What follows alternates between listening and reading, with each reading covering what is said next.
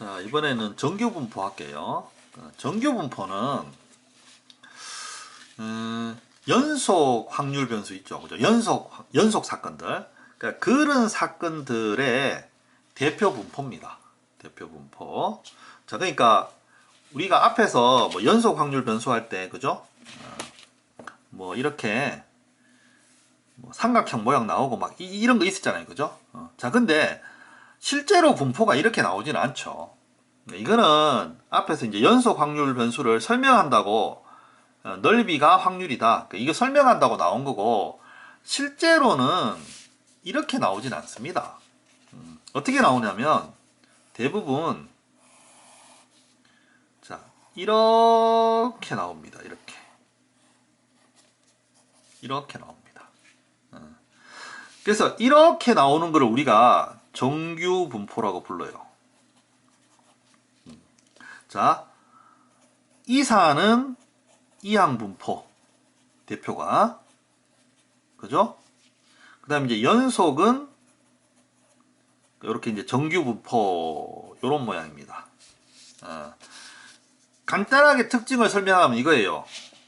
평균이 가장 높고, 그러니까 평균이 가장 많이 발생하고, 그 다음에 좌우 대칭이다. 좌우 대칭이다. 딱 이 규칙을 가지는 겁니다. 이 규칙을 가지면 정규 분포예요. 뭐 더 복잡하게 생각할 필요 없습니다. 이게 정규 분포예요. 뭐 하나의 예를 들면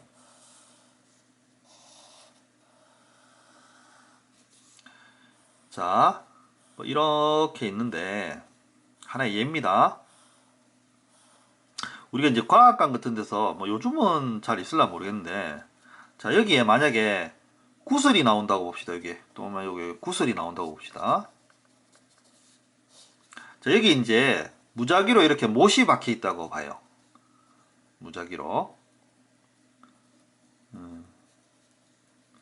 그러면 이 구슬이 이렇게 내려오면서 이렇게 탁 부딪히면서 이렇게 부딪혔다가 어떻게 부딪혔다가 이렇게 들어가겠죠. 그죠? 자, 이렇게 구슬을 계속 떨어뜨리면 아마 제일 가운데가 제일 많이 들어갈 거예요. 그 다음에 뭡니까? 옆으로 갈수록 조금씩 들어가겠죠. 그죠? 조금씩. 제일 먼 쪽은 거의 이제 잘 안 들어가고, 그죠? 반대편도 이렇게 될 겁니다. 그러니까 이제 정규 분포라는 말은 꼭 굳이 만든 분포가 아니라 우리가 이제 일상적으로 그러니까 의도하지 않아도 자연스럽게 나오는 분포예요, 이게. 그러니까 의도가 들어가면 오히려 이런 분포가 안 되겠죠. 그죠? 조금은 이제 맞지 않은 말이기도 한데 예를 들자면 100점이 한 명 있으면 빵점도 한 명 있다 이겁니다. 물론 이제 공부는 의도가 들어가기 때문에 이렇게 완벽하게 좌우 대칭을 이루진 않아요. 근데 예를 들자면 이거예요. 뭐 90점이 3명 있으면 10점도 3명 있다. 이게 좌우 대칭이란 거예요. 무슨 말인지 알겠죠? 그러니까 요게 이제 정규 분포입니다. 자, 근데 이 정규 분포는 연속 분포인데 우리가 연속 분포 계산 어떻게 합니까? 연속 분포 넓이로 계산하죠. 그죠? 그래서 정규 분포가 이렇게 나오면 얘를 우리가 확률을 계산하려면 이 부분의 넓이를 계산해야 됩니다. 똑같이. 자, 근데 이제 문제가 생깁니다. 얘가 직선이 아니란 거죠. 얘가 곡선이에요. 곡선. 그러니까 이제 이런 직선 같은 경우에는 우리가 쉽게 계산했는데 곡선 같은 경우에는 그죠? 자, 이거는 우리가 이제 이거를 정확하게 구하려면 적분을 해야 됩니다. 적분을. 그러려면 이 정규분포 함수도 알아야 돼요. 함수. 물론 정규분포 함수가 이렇게 책에 소개는 돼 있습니다. 이제 이 수학의 가우스라는 분이 이렇게 만들어 놨습니다. 자, 근데 이거는 전혀 몰라도 됩니다. 그냥 한번 보고 넘어가세요. 예? 이거는 뭐 전혀 나오지도 안 하고 그냥 이런 게 있다는 겁니다. 이런 게 있는 건데 이제 이 정규 분포 가운데가 볼록하고 좌우 대칭인 이 분포들은 평균값 이 분포의 평균과 표준 편차에 의해서 요런 함수식을 가진다. 그냥 요런 겁니다. 그러니까 우리는 이제 이렇게만 하고 넘어가자고요. 자, 이런 건데, 그러니까 이 넓이를 계산하기 위해서는 이 함수식을 적분을 해야 되거든요. 자, 근데 이거는 고등학교 과정에서도 조금 어렵죠, 그죠? 이과생들한테도, 그죠? 응? 이거 하려면 좀 어렵습니다, 되게. 자, 그래서 더군다나 통계하는 사람들이 적분 실력이 이만큼 높아야지 이거 넓이를 계산할 수 있다. 이게 조금 좀 그렇죠, 그죠? 응? 응. 그래서 어떻게 하냐면 어떤 대표를 만듭니다. 대표값을 만드는 거죠. 대표값을 만들어서 그 대표되는 정규분포를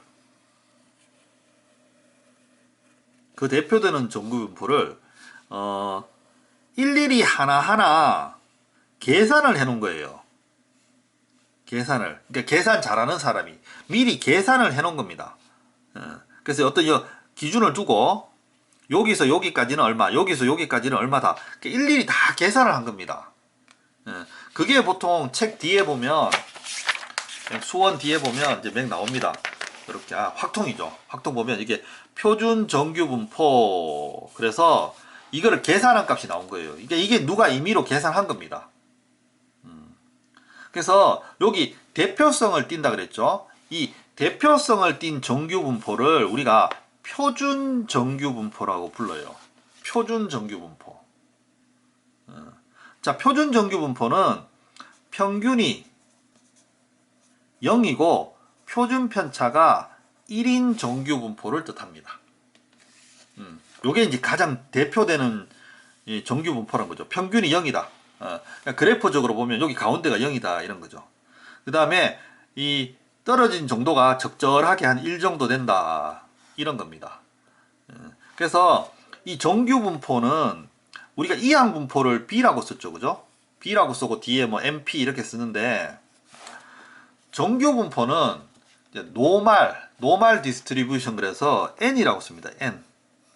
이게 이제 바이나미얼 해서 B 쓰는 거고 또는 이제 뭐 정규 분포를 노말이라고 부르기도 하고 가우스라는 사람이 이렇게 정립을 했기 때문에 정규 분포는 가우스 분포라 부르기도 해요. 자, 그래서 노말 쓰고 여기 평균을 적고요. 여기는 이제 표준 편차 제곱을 이렇게 적습니다. 일부러 이렇게 적어요. 제곱으로. 그래서 이런 거 같은 경우에는 평균이 0이고 표준 편차가 1이다. 요렇게 씁니다. 이렇게. 요게 이제 표준 정규 분포 간단하게 쓰는 겁니다. 이항 분포를 B로 쓰듯이. 자, 그래서 이거를 일일이 이렇게 하나하나 계산을 해 놓은 겁니다. 그러니까 0을 기준으로 0.1까지는 여기 0.1까지는 넓이가 얼마다 이런 식으로. 예를 들어서 1까지는 0.3413이다. 그러니까 예를 들어서 0에서 얘가 만약에 1이 되면 이 부분의 넓이가 0.3413이다. 이 뜻인 거죠. 이렇게 대표값을 가지는 거 했죠. 표준 정규 분포. 자, 이걸로 이제 바꾸는 겁니다. 이렇게. 자, 그러면 원래 있는 정규 분포를 표준 정규 분포로 어떻게 바꾸느냐?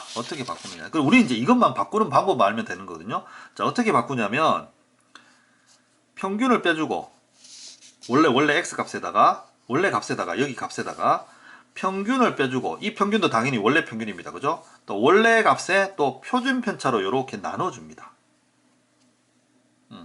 이렇게 변수를 바꾸면 평균은 0으로 되고요. 0으로. 자, 분산은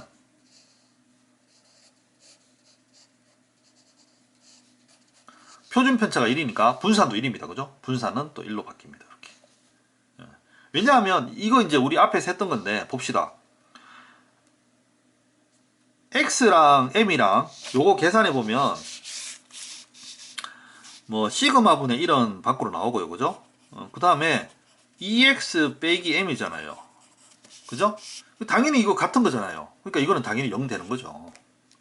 그 다음에 얘는 v는 V는 더하기 빼기는 의미 없다 그랬죠. 그죠? 자, 그럼 이제 곱하기가 시그마 1입니다. 지금 곱하기가 시그마 1인데, 자, 얘가 이제 제곱이 되는 거죠. 그 다음에 이제 Vx 됩니다. 그러면 표준 편차 제곱한 게 뭡니까? 분산이죠. 그래서 이렇게 서로 없어져서 이제 1 이렇게 되는 겁니다. 그래서